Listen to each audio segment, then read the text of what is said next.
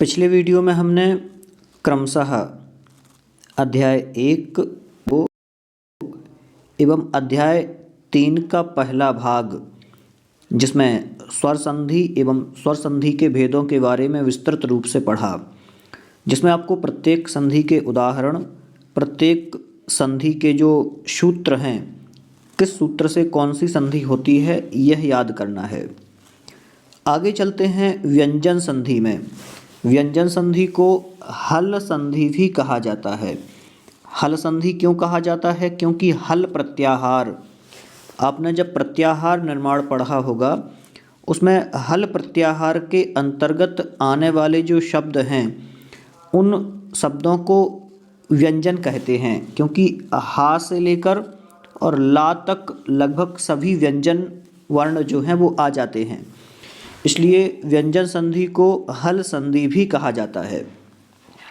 चलते हैं परिभाषा पर।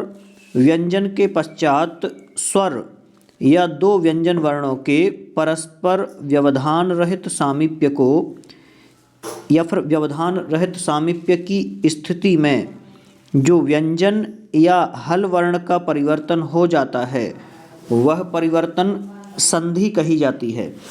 देखिए, व्यंजन संधि की परिभाषा यदि सामान्य रूप से देखें इसी परिभाषा के हिसाब से, तो ये कह रहे हैं कि व्यंजन के पश्चात मतलब कोई व्यंजन शब्द आगे हो, उसके बाद यदि स्वर हो या व्यंजन वर्ण हो, कोई सा भी व्यंजन, जैसे कि यहाँ पर स लिखा है, ये हलंत है, क्योंकि पूरा सा तो हो नहीं सकता है, क्योंकि उसमें तो स्वर रहेगा।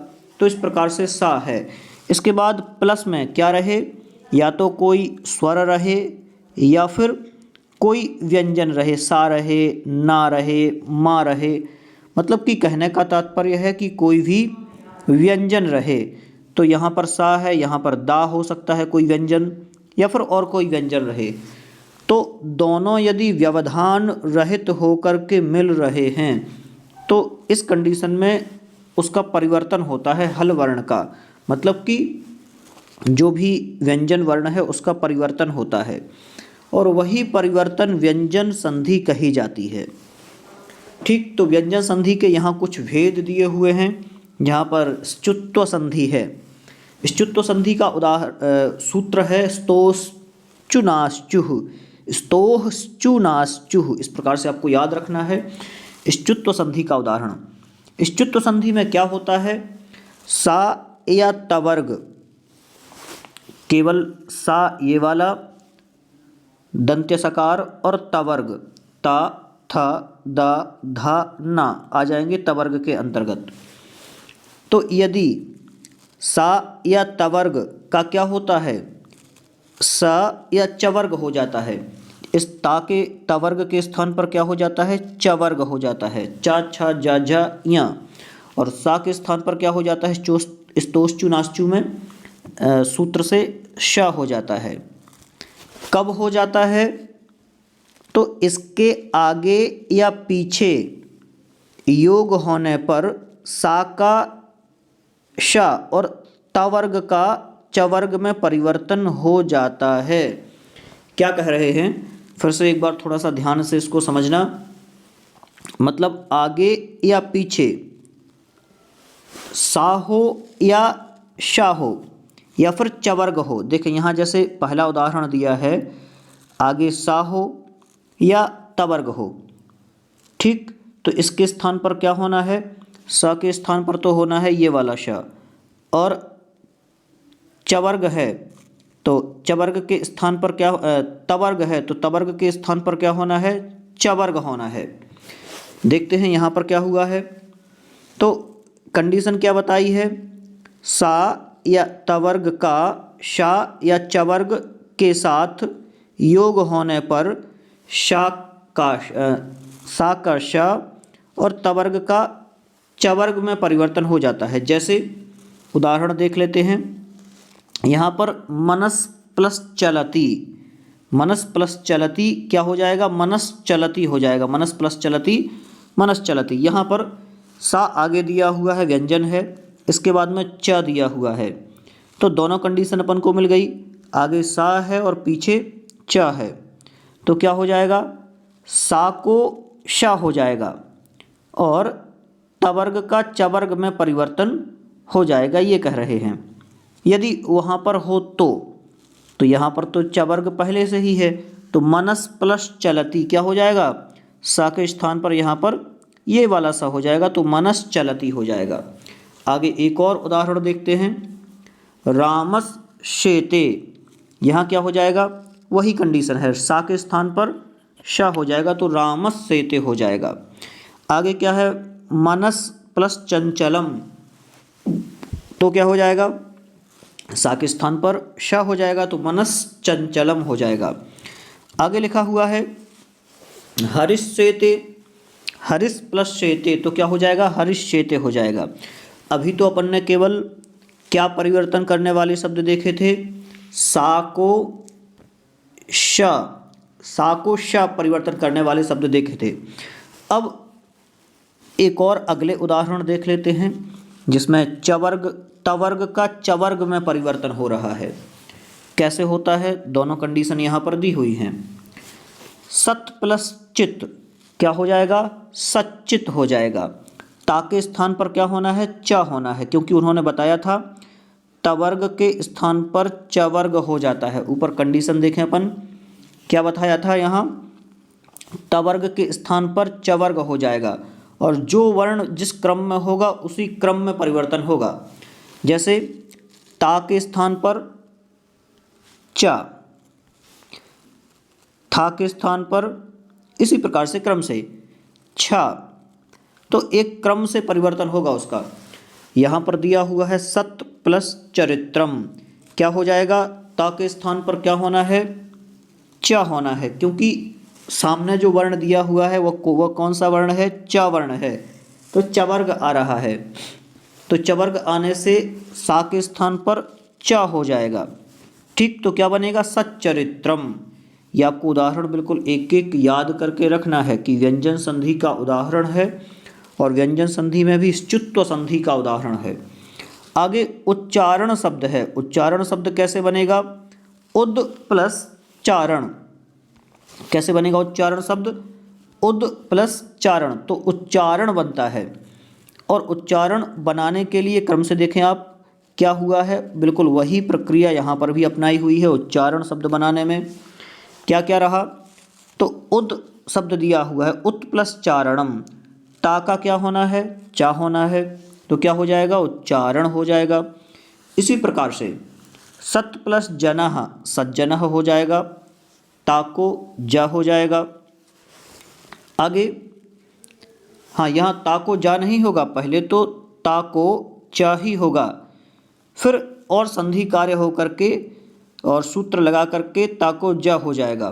तो इस प्रकार से सज्जनः भी बनता है, सत प्लस जनः, सज्जनः, दा को जा हो जाएगा। इसी प्रकार से ता था दा, चा छ जा, इस प्रकार से। तो सत प्लस जनः ऐसा भी बोल सकते हैं, तो ता को दा हो जाता है और दा के स्थान पर फिर जा होता है। इसी प्रकार से उज्ज्वलम है, उद प्लस ज्वलम, तो जो ता है ता को दा होता है और दा को जा हो जाता है। इसमें थोड़ी सी कंडीशन अलग है। उज्ज्वलम शब्द बनता है जगत जननी, और जगत जननी शब्द में भी बिल्कुल सेम ऐसा ही है, ता को दा और दा को जा हो जाता है जगत जननी शब्द में। तो ये कुछ उदाहरण है, आपको याद रखना है। आगे चलते हैं, अगली संधि है ष्टुत्व संधि। ष्टुत्व संधि और ष्टुत्व संधि बिल्कुल सेम एक जैसी ही है। यहाँ पर केवल सकार और तवर्ग का, शकार या टवर्ग के साथ आगे या पीछे कुछ भी हो, सकार या टवर्ग कोई भी हो सकता है, तो योग हो तो सा के स्थान पर शा और तवर्ग के स्थान पर टवर्ग हो जाता है। इतना है केवल, कंडीशन बिल्कुल सेम है। ष्टुत्व संधि में क्या होगा, इसका सूत्र है ष्टुनाष्टुः। क्या सूत्र है, ष्टुनाष्टुः, इसका सूत्र है। पूरी कंडीशन एक बार समझ लेते हैं ष्टुत्व संधि की। यदि सा या तवर्ग का शा या टवर्ग के साथ योग हो तो सा का शा और तवर्ग का टवर्ग हो जाता है। क्या हो जाता है, शा का श हो जाएगा और टवर्ग का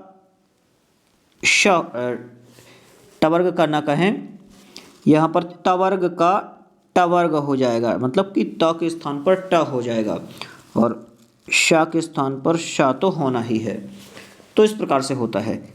आगे सूत्र उदाहरण देखते हैं। इसके उदाहरणों में क्रमशः दिया हुआ है। पहले उदाहरण देख रहे हैं ये सा से शा वर्ग वाले, जहाँ पर सा के स्थान पर शा हुआ है। पहला उदाहरण है रामश्ष्ठः। रामश्ष्ठः में क्या हुआ है, सा और शा दोनों एक साथ अपन को दिख गए, तो इस शा के स्थान पर कौन सा शा होना है, षटकोण वाला शा होना है, ये वाला मूर्धन्य शकार होना है। क्या हो जाएगा, रामश्ष्ठः। ये हर्षटीकते, यहाँ पर क्या है, सा इन्होंने ये दे दिया, ये वाला शा है, और टा ये है। कंडीशन पर अपन को मिल गई कि शा भी है और टवर्ग भी है, तो इन दोनों के योग में क्या होना है, शवर्ग के स्थान पर शा हो जाना है। तो क्या हो जाएगा, रामष्टीकते, ये शा और टा हो जाएगा तो रामष्टीकते हो जाएगा। अब देखें कुछ उदाहरण और दिए हैं जहाँ पर सीधे सीधे परिवर्तन है। तत् प्लस टीका, तट्टीका हो जाएगा, ता के स्थान पर टा हो जाएगा। यत् प्लस टीका, यह टीका हो जाएगा, ता के स्थान पर टा है। उत प्लस डयनम, अब यहाँ पर ता को होता है पहले दा और दा को होता है डा, तो उड्डयनम बनता है। आगे आक्रश प्लस तः तो हो जाएगा आकृष्टः। कैसे बना आकृष्टः, तो वही कंडीशन है, शा पहले से दिया हुआ था, आगे तः था तो आकृश, और ता को हो जाएगा टा, तो आकृष्टः बन जाएगा। इस प्रकार से, क्योंकि आगे या पीछे कोई भी हो तो वहाँ परिवर्तन होता है, तो इस प्रकार से यहाँ भी परिवर्तन हुआ, ता को टा का परिवर्तन। इसी प्रकार से आकृष्टः शब्द बना। कौन सी संधि हुई, इष्टुत्व संधि। आगे चलते हैं, तीसरी संधि है जस्त्व संधि। जस्त्व संधि का सूत्र क्या है, झलाम जशोन्ते। क्या बोलेंगे, एक बार बोल के देखेंगे आप, झलाम जशोन्ते, झलाम जशोन्ते। सूत्र का अर्थ भी यही नीचे दिया हुआ है, जो ये सूत्र है इसका अर्थ झलाम जस अंते। तीन शब्द यहाँ पर हमें देखने को मिलते हैं। पद के अंत में स्थित झल के स्थान पर जस हो जाता है। ये झल और जस क्या हैं, तो शुरू में अपन ने पढ़े थे झल प्रत्याहार। अब आपको देखना है थोड़ा सा पीछे, प्रत्याहारों में झल प्रत्याहार के अंतर्गत कौन कौन से वर्ण आते हैं और जस प्रत्याहार के अंतर्गत कौन कौन से वर्ण आते हैं। झल प्रत्याहार में एक बार आप वहाँ पर देखेंगे बहुत सारे वर्ण मिलेंगे। क्या क्या मिलेंगे, वर्ग के प्रथम अक्षर, प्रथम मतलब का, च, ट, त, प, ये द्वितीय अक्षर खा, इस प्रकार से तृतीय अक्षर और चतुर्थ अक्षर। ठीक, तो झल वर्णों में कौन कौन से मिलेंगे, वर्ग के प्रथम अक्षर, द्वितीय अक्षर और तृतीय अक्षर। वर्ग तो आप लोग समझते हैं ना, पहले मैंने वर्ग बताया था क्या कहलाते हैं। का वर्ग के अंतर्गत पूरे का खा गा घा इंगा, खा वर्ग के अंतर्गत खा वर्ग ना कहें, का के बाद च वर्ग, पर क, च, ट, त और प, ये वर्ग कहलाते हैं और इनके अंतर्गत इसके पूरे वर्ण आ जाते हैं। का खा गा घा इंगा, चा छा जा झैया, टा ठा डा ढा, ता था दा धा ना, पा फा बा भा मा, इस प्रकार से। तो ये वर्ग हैं। तो झल प्रत्याहार के अंतर्गत झल वर्गों का प्रथम, द्वितीय, तृतीय और चतुर्थ वर्ण तथा सा, शा और सा तथा हा, कुल 24 वर्ण आते हैं। झल वर्ण कितने हैं, कुल 24 वर्ण हैं। इस तरह झल के स्थान पर जश, मतलब जस प्रत्याहार के अंतर्गत ज, ब, ग, ड़, द होता है। वर्ग के प्रथम, द्वितीय, तृतीय और चतुर्थ वर्ण के स्थान पर उसी वर्ग का तृतीय वर्ण हो जाता है। क्या हो जाता है, उसी वर्ग का तृतीय वर्ण। यदि झल वर्ण वहाँ पर दिखते हैं तो झल वर्णों का जो भी वर्ण दिखेगा तो उसी वर्ग का तृतीय अक्षर हो जाएगा। तीसरा अक्षर कैसा कौन सा हो जाएगा? तो का खा गा हो जाएगा, चा छ ज हो जाएगा तृतीय। जस्व संधि में तृतीय वर्ण होता है। चलते हैं आगे, और क्या होगा? शा, शा, सा और हा में शा के स्थान पर डा होता है। अन्य का उदाहरण प्रायः नहीं मिलते, और के उदाहरण मिलते नहीं हैं। चलिए चलते हैं, यहाँ पर देख लेते हैं तृतीय वर्ण होने की संधि। वाक प्लस ईशाह क्या हो जाएगा? वाक प्लस ईशाह वागीशाह। कैसे हुआ? कवर्ग आगे दिखा और कवर्ग प्लस स्वर है, स्वर भी हो सकता है बिल्कुल। कवर्ग प्लस स्वर, तो स्वर होने से क्या हो जाएगा? कवर्ग के स्थान पर तृतीय वर्ण हो जाएगा का के, जो का कवर्ग है कवर्ग का तृतीय का खा गा, तो क्या हो जाएगा? का के स्थान पर गा हो जाएगा। क्या होगा? वागीशाह। इसी प्रकार से जगत प्लस ईशाह जगदीशाह। कैसे बना? ता के स्थान पर उसी का तृतीय वर्ण ता था दा, तो जगदीशः। जगत प्लस ईशः जगदीशः। सुप प्लस अंतः शुभंतः। सुप प्लस अंतः शुभंतः। कैसे बनेगा? पाकिस्तान पर पा फा ब, तो पाकिस्तान पर वा हो जाएगा और वा होने से सुबंतः बनेगा। देखें, पा प्लस स्वर, यहाँ पर पा मिला और अंतः का आ मिला तो स्वर मिला। पा प्लस आ मिलने पर क्या हो गया? बराबर तृतीय वर्ण बा, तृतीय वर्ण वा हो गया, प्लस स्वर है ही, तो क्या बना? सुबंतः बना। इसी प्रकार से अच प्लस अंतः क्या बना? अजंतः। अच प्लस अंतः अजंतः। चा और यहाँ पर स्वर है, तृतीय वर्ण जा हुआ, क्योंकि चा का तृतीय वर्ण क्या होता है? तो चा का तृतीय वर्ण चा छ ज होता है, तो अजंतः बना। इसी प्रकार से का तृतीय वर्ण का खा गा, तो दिगंबरः बनेगा। दिक् प्लस गजः दिग्गजः बनेगा। सत् प्लस धर्मः सद्धर्मः बनेगा। अप प्लस जमः अपजमः बनेगा। चित् प्लस रूपम चिद्रूपम बनेगा, क्योंकि ता था दा हो जाएगा। तृतीय वर्ण होना है, बस ये याद रखना है। लेकिन यहाँ पर होगा कैसे, कैसे पता चलेगा? तो यहाँ पर झल वर्ण हो, ये झल वर्ण हमें देखने को मिल रहे हैं, इनके स्थान पर तृतीय वर्ण होना है। आगे चलते हैं, अगली संधि कौन सी है? चर्त्व संधि। चर्त्व संधि का सूत्र याद करना है आपको, खरी च। बिल्कुल आसान सूत्र है। चर्त्व संधि का सूत्र है खरी च। यदि वर्गों के कौन कौन से? कवर्ग, चवर्ग, टवर्ग, तवर्ग तथा पवर्ग के द्वितीय, तृतीय या चतुर्थ वर्ण के बाद वर्ग का प्रथम या द्वितीय वर्ण या सा, शा, सा आए तो पहले आने वाला वर्ण अपने ही वर्ग का प्रथम वर्ण हो जाता है। अब यहाँ कंडीशन आपको ध्यान से देखना है। चर्त्व संधि में क्या हो जाता है? चर्त्व संधि में वर्ग का प्रथम वर्ण हो जाता है। ठीक, अब आगे अपन देखते चलते हैं, उसका प्रथम वर्ण बनाते चलते हैं। यदि कवर्ग, चवर्ग, टवर्ग और तवर्ग और पवर्ग के, अब यहाँ कौन कौन से वर्ण आएंगे? तो द्वितीय वर्ण आए, तृतीय वर्ण आए, चतुर्थ वर्ण आए। लेकिन इसके बाद यहाँ कंडीशन ध्यान देना, आगे तो क्या आए? द्वितीय, तृतीय और चतुर्थ वर्ण आए, लेकिन इसके बाद वर्ग का प्रथम या द्वितीय वर्ण या फिर सा, शा, सा आए तो आने वाला वर्ण अपने ही वर्ग का प्रथम वर्ण हो जाता है। अपने ही वर्ग का प्रथम वर्ण हो जाता है। जैसे देखते हैं यहाँ पर सद प्लस कारः सत्कारः क्या हो जाएगा? सद प्लस कारः सत्कारः। लभ प्लस स्यते लप्स्यते। सद प्लस कारः सत्कारः कैसे होगा? दा को ता हो जाएगा। क्या हो जाएगा? दा को ता हो जाएगा। तो ता दा को ता कैसे हुआ? सत प्लस कारह, सत्कारह। यहाँ पर दा को हुआ त का नहीं, दा को ता हुआ, क्योंकि वर्ग का प्रथम अक्षर होना है। यहाँ पर अपन ने कंडीशन देखी थी ना,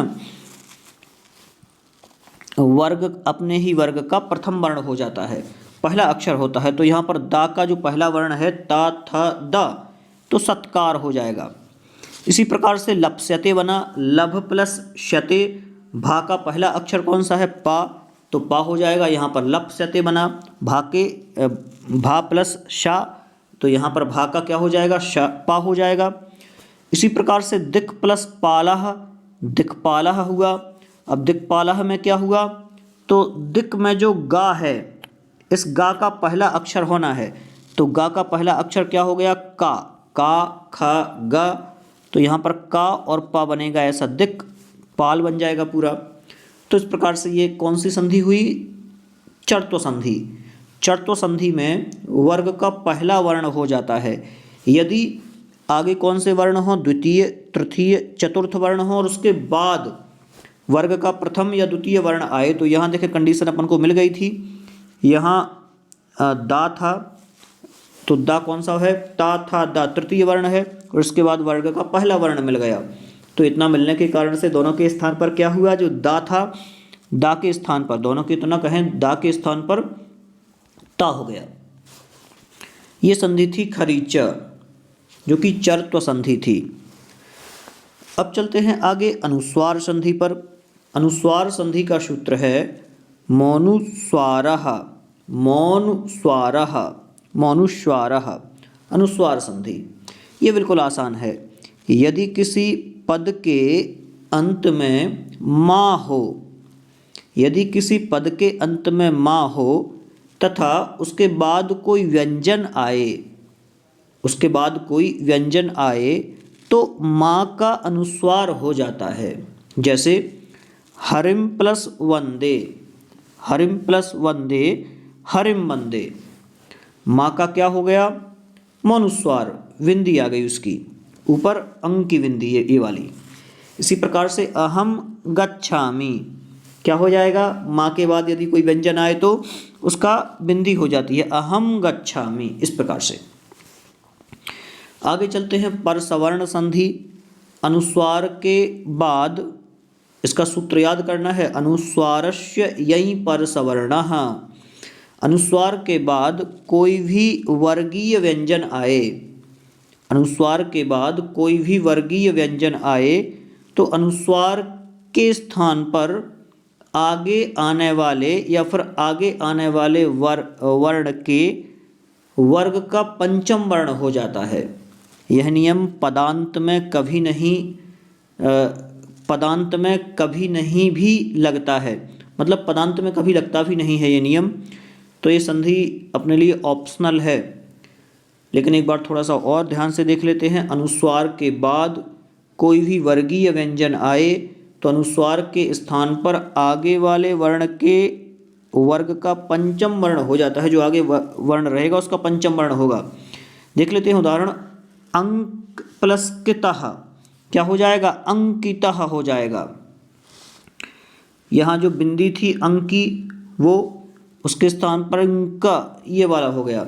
अब हुआ क्या, तो का, खा, गा, गाएंगा, ये का था ना, तो का वर्ग का जो पंचम वर्ण था वो आना है यहाँ पर अंक के स्थान पर। इसी प्रकार से संकल्प में वही हुआ है, सम की जो बिंदी है उस बिंदी के स्थान पर अंगा हुआ है, क्योंकि का आगे लगा है। इसी प्रकार से ठी है तो ट ठ डा ढ णा होना है, कुंठितः बनेगा। बिल्कुल जो ऊपर वाली ये बिंदी है, इस बिंदी के स्थान पर ये वाला णा आ जाएगा। अंचितः के स्थान पर भी वही हुआ है, चा छा जा झा यहाँ आ जाएगा। तो इस प्रकार से ये बिल्कुल संधि अपनी बिल्कुल आसान है, बन जाएगी। अगली संधि पर चलते हैं, जिसे तोरली सूत्र से बनती है लत्व संधि। लत्व संधि का सूत्र क्या है, तोरली लत्व संधि का। यदि तवर्ग के बाद ला आए, यदि तवर्ग के बाद ला आए तो तवर्ग के वर्णों का ला हो जाता है। यदि तवर्ग के बाद ला आए, बिल्कुल कंडीशन इसमें स्पष्ट है। यदि ता के बाद ला आता है तो वहाँ क्या होगा, ध्यान से, यदि ता वर्ग के बाद ला आए तो ता के वर्णों का ला हो जाता है। बिल्कुल ता वर्ग के वर्णों का क्या हो जाता है, ला हो जाता है। लेकिन किंतु ना के बाद ला आए तो ना के बाद ला आने पर अनुनासिक ला हो जाता है। ला के ऊपर एक चांद बिंदी आ जाती है। अनुनासिक चिन्ह पूर्व वर्ण पर पड़ता है। चलते हैं, देख लेते हैं उदाहरण। उत प्लस लंघनम क्या हो जाएगा, उल्लंघनम। ता और ला मिले अपन को तो ता के स्थान पर क्या हो जाएगा, ला हो जाएगा, क्योंकि यदि आगे ला है तो ता के स्थान तो जो पहले वाला वर्ण है उसके स्थान पर ला होना है। तो ता कंडीशन में ही था तो ता के स्थान पर क्या हो जाएगा, ला हो जाएगा। तो उल्लंघनम, दो ला आ जाएंगे। इसी प्रकार से तल्लीनः, तत् प्लस लीनः, ता के स्थान पर ला हो जाएगा। संधि कौन सी रहेगी, लत्व संधि रहेगी। उत प्लस लिखितम, उल्लिखितम हो जाएगा, ता के स्थान पर ला हो जाएगा। उल्लेखः, ये बहुत महत्वपूर्ण है, उल्लेखः। उत प्लस लेखः, उल्लेखः, क्योंकि आगे ला है यहाँ और यहाँ ता है तो इस ता के स्थान पर ला हो जाएगा। इसी प्रकार से महान लाभः, महान प्लस लाभः, महान लाभः। अब उन्होंने कहा था कि यदि ना आगे है और फिर बाद में ला है तो जो आगे वाला वर्ण है उसके स्थान पर बिंदी आ जाएगी तो महान लाभः हो जाएगा, चांद बिंदी आ गई।